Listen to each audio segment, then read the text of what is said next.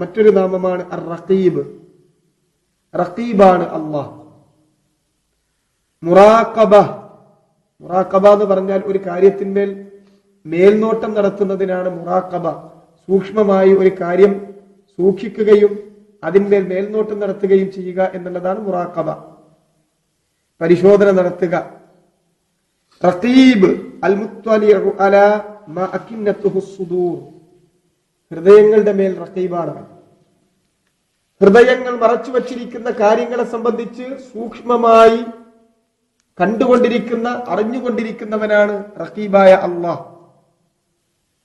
അൽ ഖായിമു അലാ കുല്ലി നഫ്സിൻ ബിമാ കസബത്, എല്ലാ നഫ്സുകളും എന്താണോ അവ സമ്പാദിച്ചിരിക്കുന്നത് അവയെ അതിനനുസരിച്ച് അവയെ പിടികൂടുന്നവനാണ് അല്ലാഹ്, അവയെ സൂക്ഷ്മമായി അറിയുന്നവനാണ് അല്ലാഹ്. അല്ലദീ ഹഫിളൽ മഖ്ലൂഖാത്ത്, അവന്റെ പടപ്പുകളെ സംരക്ഷിക്കുന്നവനാണ് റഖീബ്. മുറാഖബയിൽ ആ മേൽനോട്ടത്തിന്റെ ഭാഗമായി അവന്റെ അടിമകളെ സംരക്ഷിക്കുക, ആ സംരക്ഷണം മുറാഖബയുടെ ഭാഗമാണ്. റഖീബാണ് അല്ലാഹ്, അടിമകളെ കാത്തു സൂക്ഷിക്കുന്നവൻ അവനാണ്. വഅജ്റാഹ അലാ അഹ്സനി നിളാമിൻ വഅക്മലി തദ്ബീർ, അവരുടെ മേൽ അവൻ ഏറ്റവും നല്ല നിളാമും ഏറ്റവും പൂർണ്ണമായ തദ്ബീറും നടപ്പിലാക്കിക്കൊണ്ടിരിക്കുന്നവനുമാണ്.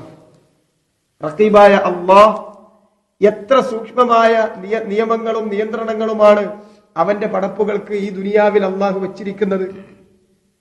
സൂര്യനും ചന്ദ്രനും മഴയും കാറ്റും പർവ്വതങ്ങളും അൻഹാറുകളും കടലുകളും അതിലെ തിരമാലകളും അല്ലാഹു സുബ്ഹാനഹു വ തആല ജന്തുവർഗങ്ങള്, പക്ഷിവർഗങ്ങള്, അതുപോലെ തന്നെ മൃഗങ്ങള്, മനുഷ്യന്, ഇങ്ങനെ തുടങ്ങിയിട്ട് എന്തൊക്കെയാണോ ഈ ദുനിയാവിലുള്ളത് അതിനൊക്കെ അല്ലാഹു വെച്ചിരിക്കുന്ന നിളാമ്, അതിനൊക്കെ വെച്ചിരിക്കുന്ന ക്രമങ്ങൾ, അല്ലാഹു സുബ്ഹാനഹു വ തആലയുടെ വ്യവസ്ഥ